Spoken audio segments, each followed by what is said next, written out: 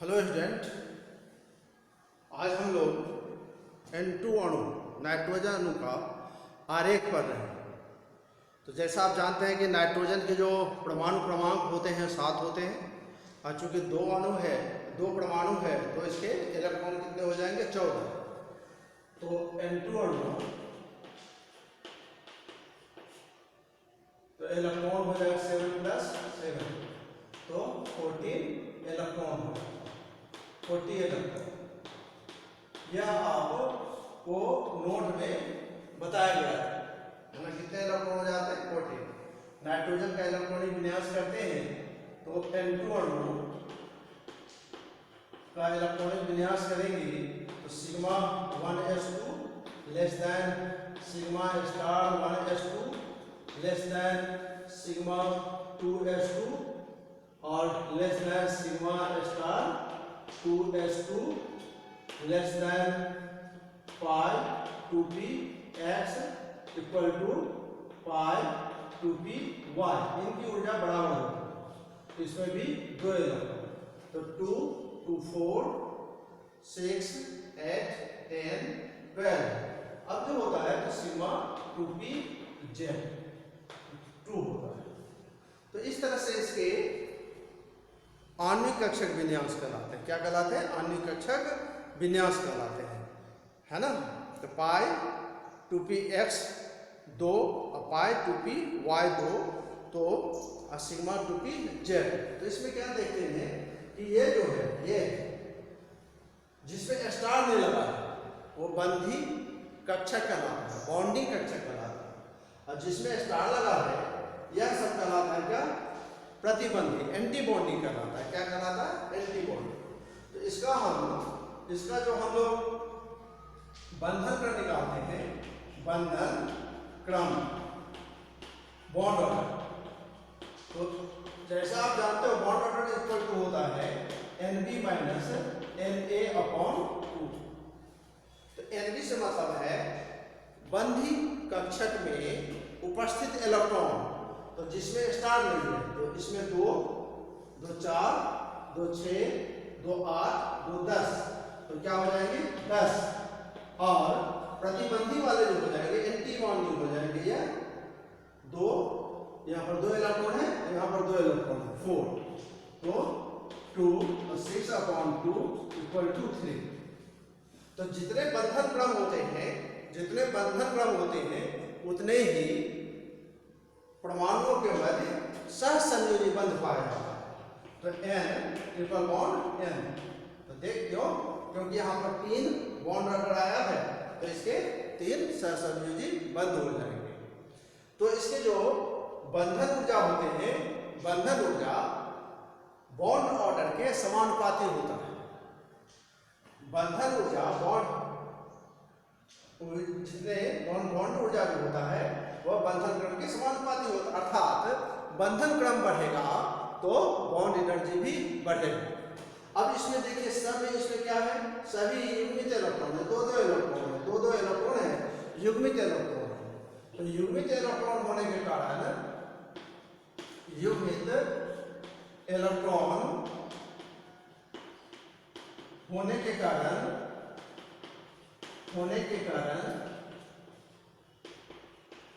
N2 अणु प्रतिचुंबकीय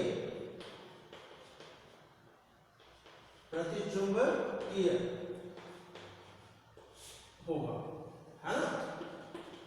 प्रतिचुंबकीय होगा। प्रतिचुंबकीय से मतलब है चुंबकीय क्षेत्र में ले जाते हैं तो वह प्रतिकर्षण करता है। जिसमें युग्मित इलेक्ट्रॉन है, 2-2 इलेक्ट्रॉन रहेगा, युग्मित इलेक्ट्रॉन होगा तो वह प्रतिचुंबकीय हो जाता है। और जिसमें अयुग्मित इलेक्ट्रॉन होता है वह अनुचुंबकीय हो जाता है। अनुचुंबकीय से मतलब है कि चुंबकीय क्षेत्र में ले जाते हैं तो आकर्षण का अनुभव करता है। अब हम इसके आरेख ये इलेक्ट्रॉनिक विन्यास हो गया, बॉन्ड ऊर्जा हो गया और कितने चुंबकीय व्यवहार हो गया और कितने बंध है इसके बारे में ज्ञात हो गया। अब हम इसके आरेख पढ़ते हैं। आरेख ये जो N2 अणु का जो आरेख है वो हम देखते हैं कैसे आरेख बनाया जाता है। तो 1s पहले परमाणु कक्षक का आरेख होता है।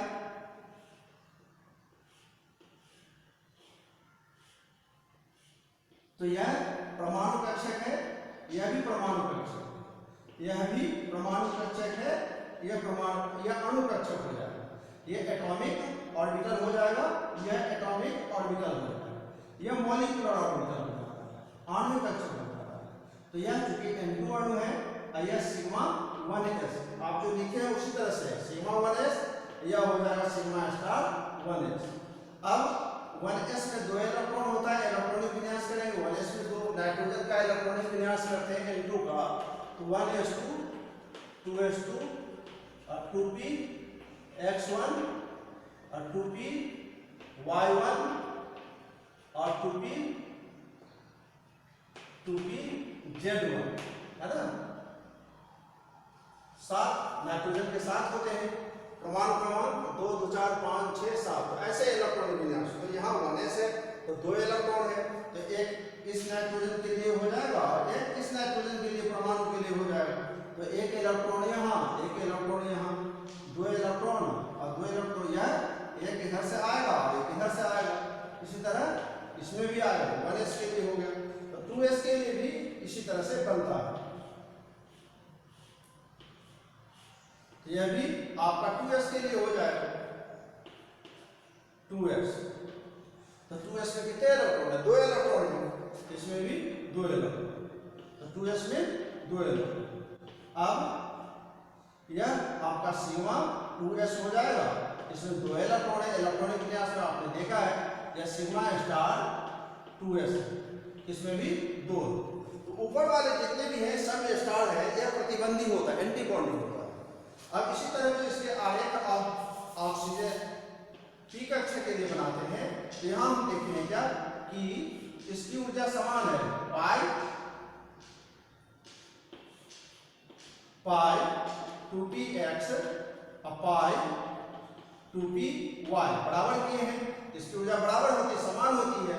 इसके बाद आपका 2pz है ना, सिग्मा 2pz, यह सब बंधी इलेक्ट्रॉन है, इसमें भी 2 इलेक्ट्रॉन, इसमें भी 2 इलेक्ट्रॉन है, इसमें भी 2 इलेक्ट्रॉन है।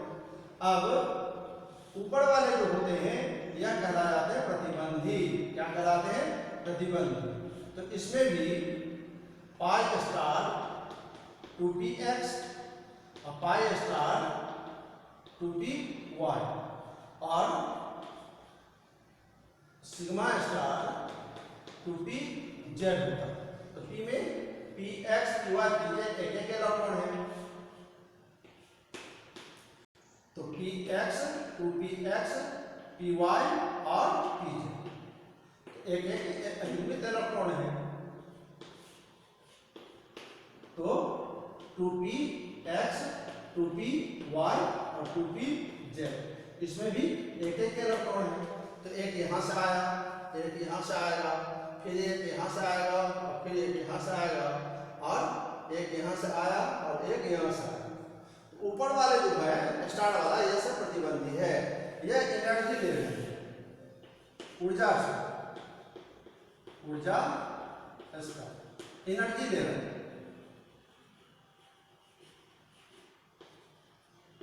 है ना। तो यह एनर्जी ले रहे हैं। तो सबसे ऊर्जा जो होता है बंधी कक्षक जो होते हैं उसकी ऊर्जा कम होती है, प्रतिबंधी की ज्यादा होती है। जो स्टार वाला है सब में इसकी ऊर्जा ज्यादा होती है। तो ये नाइट्रोजन अणु के आरेख हो गए और बंधन क्रम हो गया। इसी तरह से हम लोग ऑक्सीजन का भी करते हैं। ऑक्सीजन अणु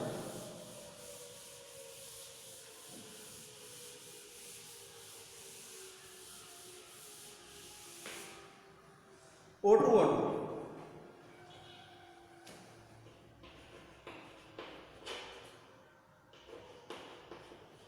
तो ऑक्सीजन में कितने इलेक्ट्रॉन होते हैं? 8, क्योंकि 2 8 है, ऑक्सीजन है तो 16 इलेक्ट्रॉन,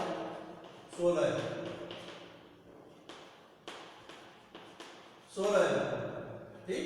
अब O2 अणु का जो विन्यास है, अणु है परमाणु नहीं है, तो sigma 1s2 sigma star 1s2 और सिग्मा 2s2 और सिग्मा स्टार 2s2 और सिग्मा 2pz हो जाता है, सिग्मा 2pz हो जाता है, ठीक है, less than sigma 2pz 2 less than pi 2px 2 equal to pi 2py 2 less than pi star 2px equal to pi star 2py।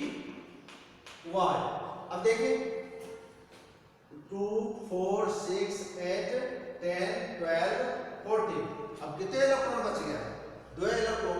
तो यह इसमें एक इलेक्ट्रॉन, चूंकि दोनों की ऊर्जा बराबर है और इसने बांट दी, तो इसके भी आरेख बंधन बन गए, bond order equal to Nb minus Na upon 2। Nb कितने हो जाएंगे? 2 2 4 2 6 2 8 2 10, 10 इलेक्ट्रॉन हो गया। प्रतिबंधी 2 4 5 और 6, तो 2 तो 4 बटे 2 तो 2 हो गया। तो ऑक्सीजन अणु का जो होगा इसमें द्विबंध होगा। कहने का अर्थ है कि जितने बंधन क्रम होते हैं उतने ही सहसंयोजी बंध होगा, द्विबंध हो गया। अब इसमें देखिए अयुग्मित इलेक्ट्रॉन है, इन दोनों में क्या है? अयुग्मित इलेक्ट्रॉन है, तो यह अनुचुंबकीय हो जाएगा, है ना। पाई स्टार 2px तथा पाई स्टार 2py में अयुग्मित इलेक्ट्रॉन है, अयुग्मित इलेक्ट्रॉन है,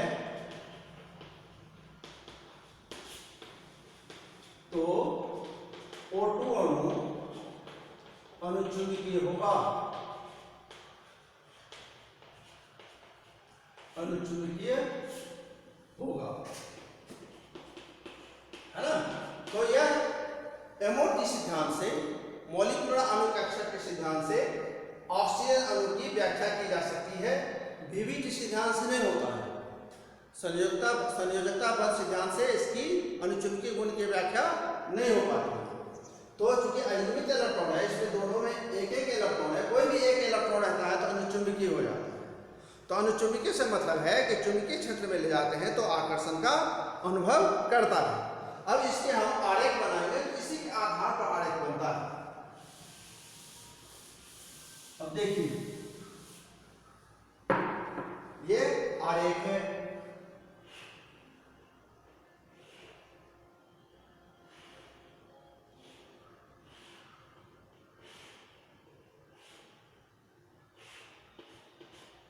यह 1s, यह 1s और यह हो गया आपका O2 अणु मॉलिक्यूलर ऑर्बिटल, और यह ऑक्सीजन एटॉमिक ऑर्बिटल, यह ऑक्सीजन एटॉमिक ऑर्बिटल, परमाणु कक्षा, है ना। तो इसमें यह आपका देखिए सिग्मा, ये सिग्मा 1s हो गया, इसके बाद सिग्मा स्टार है 1s हुआ, इसमें भी 2 इलेक्ट्रॉन होता है, इसमें भी 2 आएगा, इसमें भी 2 आएगा। ये परमाणु कक्षक है, परमाणु कक्षक मिलकर के अणु कक्षक बनाते हैं। अब इसका भी s का भी चूंकि आकार बराबर होता है, समान होता है, तो इसी तरह से इसका भी बन जाएगा।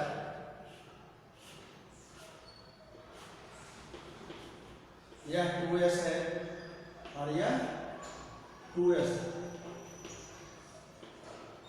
तो 2s में 2 इलेक्ट्रॉन होगा।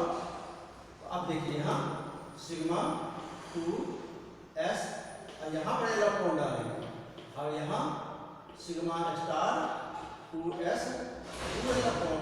अब इन दो, ये कम ऊर्जा है, इन दोनों की ऊर्जा ज्यादा, तो इसमें चूंकि p कक्षक है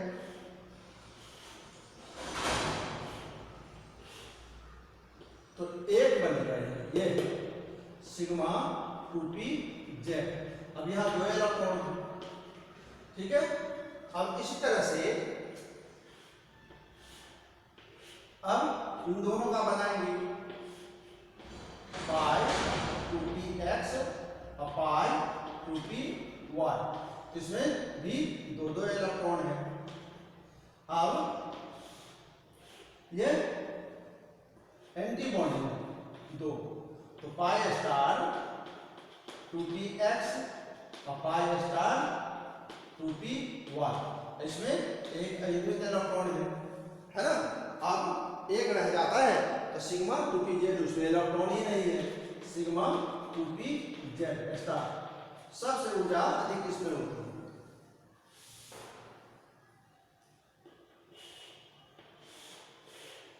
यह सिग्मा स्टार 2pz, उसमें इलेक्ट्रॉन शेष रहता ही नहीं।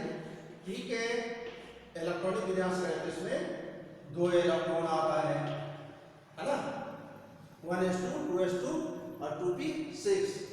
तो ऑक्सीजन का है O2 अणु, O2 का शेप 8 होता है, 1s2 2s2 और 2p4, तो 4 होता है, यहाँ पर 4 हो गया आपका, तो 2px और 2py और 2pz। इसी तरह इसमें भी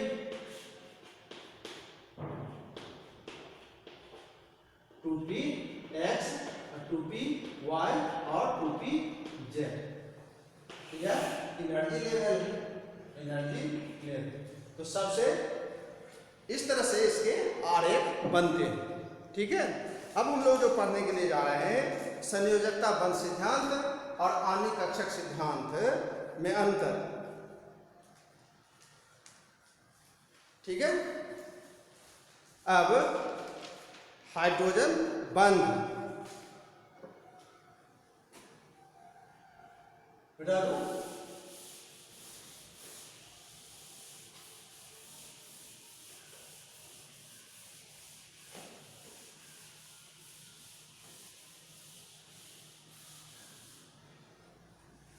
अब आपका है कि इसमें से दो टॉपिक आपका रह रहा है। एक तो टॉपिक है संयोजकता बंध सिद्धांत और आणविक कक्षक सिद्धांत में अंतर है। तो संयोजकता बंध सिद्धांत के अनुसार संयोजकता बंध सिद्धांत VBT और MOT मॉलिक्यूलर ऑर्बिटल थ्योरी। तो संयोजकता बंध सिद्धांत में है बंध बनाने में संयोजी कोष के इलेक्ट्रॉन भाग लेते हैं। इसमें बंध बनाने में संयोजी कोष के इलेक्ट्रॉन भाग लेते हैं, आंतरिक कक्षाओं के इलेक्ट्रॉन बंध बनाने में भाग नहीं लेते। लेकिन MOT में क्या है कि संयोजी कोष के साथ साथ आंतरिक कक्षक के इलेक्ट्रॉन भी बंध बनाने में भाग लेते हैं। दूसरा है कि इसमें आणविक कक्षक नहीं बनते। परमाणु VBT थ्योरी में आणविक कक्षक नहीं बनता, लेकिन MOT थ्योरी में क्या होता है कि आणविक कक्षक का निर्माण होता है। VBT थ्योरी में है कि बंध बनाने में अर्धपूरित कक्षक भाग लेते हैं। VBT सिद्धांत में है कि बंध बनाने में अर्धपूरित कक्षक भाग लेते हैं, लेकिन इसमें MOT सिद्धांत में कि अर्धपूरित कक्षक भी भाग लेते हैं और पूर्ण पूरित कक्षक भी भाग लेते हैं। ठीक है, अब है परमाणु कक्षक में, इस MOT कक्षक में, MOT सिद्धांत में है परमाणु कक्षक में एक नाभिक होता है। परमाणु कक्षक में क्या होता है, एक नाभिक होता है, जबकि MOT में जो होता है दो या दो से अधिक आणविक कक्षक बनेगा। जैसे हाइड्रोजन है, तो हाइड्रोजन है तो इसके दो कक्षक हो गए ना, तो दो नाभिक बन जाएंगे, हाइड्रोजन S और H2 अणु के लिए ओवरलैपिंग होता है, तो दो नाभिक का निर्माण हो जाता है, MOT कक्षक में होता है। ठीक है, अब है स्थायित्व है अतिव्यापन पर निर्भर करता है। स्थायित्व किस पर निर्भर करता है, अतिव्यापन की मात्रा पर निर्भर करता है। और MOT सिद्धांत में है कि स्थायित्व बंधन क्रम के समानुपाती होता है। स्थायित्व बंधन क्रम के समानुपाती होता है, अर्थात जितने बंधन क्रम होंगे ज्यादा अणु उतने ही स्थायी होंगे। तो देख लिए है कि नाइट्रोजन में 3 बंध है तो 3 बंध है तो ज़्यादा स्थायी है, ऑक्सीजन में 2 बंध है तो कम स्थायी है। अगला आपका है कि इस सिद्धांत से ऑक्सीजन अणु की इस सिद्धांत से ऑक्सीजन अणु की व्याख्या नहीं की जा सकती, लेकिन एमओटी सिद्धांत से ऑक्सीजन अणु के व्यवहार की व्याख्या की जा सकती है। तो ऑक्सीजन अणु की जो प्रकृति होती है वह क्या होती है? अणुचुंबकीय होती है। ऑक्सीजन अणु की जो प्रकृति होती है वो क्या होता है?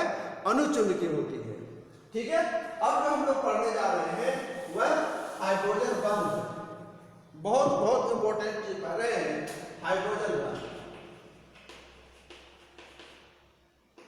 हाइड्रोजन बंध ध्यान से देखें। हाइड्रोजन बंध होता है जब हाइड्रोजन परमाणु प्रबल विद्युत ऋणी परमाणु क्लोरीन, ऑक्सीजन, नाइट्रोजन आदि से यौगिक बनाता है ना, सहसंयोजी बंध द्वारा जुड़ा होता है, तो इसमें साझे के इलेक्ट्रॉन युग्म जो होते हैं वह विद्युत ऋणी परमाणु की ओर विस्थापित हो जाता है, चूंकि इलेक्ट्रॉन को खींचता है। और हाइड्रोजन पर क्या हो जाता है? आंशिक धन आवेश हो जाता है। फिर ध्यान सुने, जब हाइड्रोजन परमाणु विद्युत ऋणी तत्व फ्लोरीन, ऑक्सीजन, नाइट्रोजन आदि से सहसंयोजी बंध द्वारा जुड़ा रहता है, तो साझे के इलेक्ट्रॉन युग्म विद्युत ऋणी परमाणु की ओर आकर्षित कर लेता है, जिससे विद्युत ऋणी परमाणु पर आंशिक ऋण आवेश आ जाता है और हाइड्रोजन पर आंशिक धन आवेश आ जाता है। तो इसमें एक नए प्रकार के बंध बनते हैं जिसे कहते हैं हाइड्रोजन बंध। तो हाइड्रोजन बंध दो प्रकार के होते हैं, अंतरा अणुक हाइड्रोजन बंध। अंतरा अणुक हाइड्रोजन बंध होता है कि जब हाइड्रोजन और विद्युत ऋणी परमाणु, दो चीज हो गया, हाइड्रोजन और विद्युत ऋणी परमाणु जैसे फ्लोरीन, ऑक्सीजन, नाइट्रोजन है ना, तत्व भिन्न भिन्न यौगिकों में होता है, भिन्न भिन्न अणुओं में उपस्थित रहता है।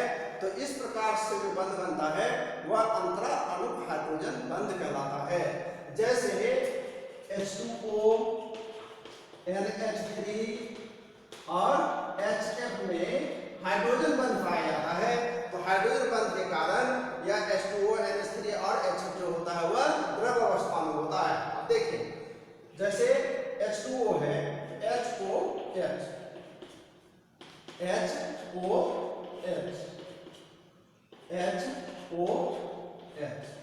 अब क्या बताया आपको? बताया क्या कि जब हाइड्रोजन और विद्युत ऋणी, ऑक्सीजन विद्युत ऋणी परमाणु है, हाइड्रोजन और विद्युत ऋणी तत्व दो भिन्न भिन्न अणुओं में उपस्थित हो, तो इस प्रकार से बने हाइड्रोजन बंध को अंतरा अणुक हाइड्रोजन बंध कहते हैं। क्योंकि ऑक्सीजन की विद्युत ऋणता अधिक है तो साझे के इलेक्ट्रॉन भी यहाँ आ जाता है, जिस पर आंशिक ऋणावेश, हाइड्रोजन पर आंशिक धनावेश। इसी तरह इस पर भी सभी हाइड्रोजन और सभी ऑक्सीजन पर यह व्यवहार दर्शाएगा, है ना। तो यहाँ पर इलेक्ट्रॉन का घनत्व कम है, यहाँ पर इलेक्ट्रॉन का घनत्व कम है, तो यह एक नए प्रकार का बंध बनता है। इसे डॉट डॉट करके हम लोग दिखा देते हैं, है ना। तो यह जो हाइड्रोजन बंध का निर्माण होता है, हाइड्रोजन बंध के कारण ही H2O अणु जो है यह हाइड्रोजन बॉन्ड हो गया। हाइड्रोजन बॉन्ड होने के कारण H2O द्रव की अवस्था में होता है, यह भी NH3 भी द्रव अवस्था में होता है, HF भी द्रव अवस्था में होता है। यदि आपसे पूछा जाए कि H2O द्रव क्यों होता है, तो आप उसे कह सकते हैं कि इसमें साझे के इलेक्ट्रॉन ऑक्सीजन परमाणु अपनी ओर आकर्षित कर लेता है, हाइड्रोजन पर ऑक्सीजन पर आंशिक ऋण आवेशित हो जाता है और हाइड्रोजन पर धन आवेशित हो जाता है। जब विभिन्न अणु पास पास आते हैं तो एक दूसरे से हाइड्रोजन बंध का निर्माण करते हैं। हाइड्रोजन बंध होने के कारण H2O अणु, ये सब जितने भी अणु आप देख रहे हैं सभी द्रव होते हैं। यह क्वेश्चन में पूछा जाता है। अब दूसरा है कि अंतः अणुक हाइड्रोजन बंध। अंतः अणुक हाइड्रोजन बंध होता है हाइड्रोजन और विद्युत ऋणात्मक तत्व एक ही अणु में उपस्थित हो, है ना, सेकेंड होता है आपका अंतर अणुक हाइड्रोजन बंध।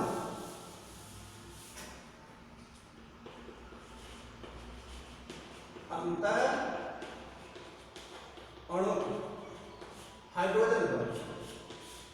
तो अंतर अणुक हाइड्रोजन बंध होता है हाइड्रोजन और विद्युत ऋणी तत्व एक ही अणु में उपस्थित हों तो इस प्रकार के बने बंध को अंतर अणुक हाइड्रोजन बंध कहते हैं। जैसे ऑर्थोनाइट्रोफिनॉल, ऑर्थोनाइट्रोफिनॉल।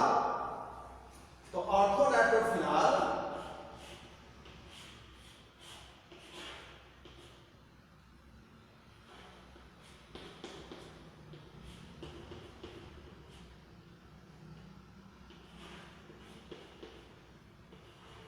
ऑर्थोनाइट्रोफिनॉल, यह क्या हो गया आपका ऑर्थोनाइट्रोफिनॉल।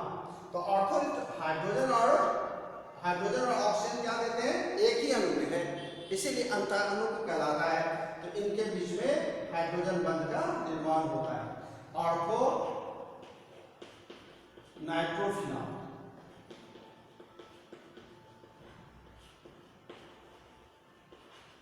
है ना। दूसरा उदाहरण है सैलिसिल एल्डिहाइड। सैलिसिल एल्डिहाइड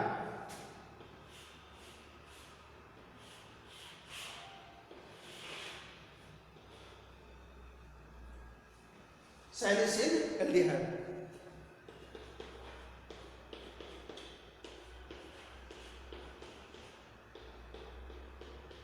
यह सैलिसिल एल्डिहाइड का आपका सूत्र हो गया। तो इस तरह से यह चैप्टर आपका कंप्लीट हो गया। अब हम लोग नया चैप्टर नेक्स्ट डे से शुरू करेंगे। ओके, बहुत बहुत शुभकामना। आप लोग देखते नहीं हो ट्यूब को, बहुत कष्ट होता है, इतने मेहनत से हम लोग पढ़ा रहे हैं लेकिन आप लोग उस पर ध्यान नहीं देते हो। ठीक है, धन्यवाद।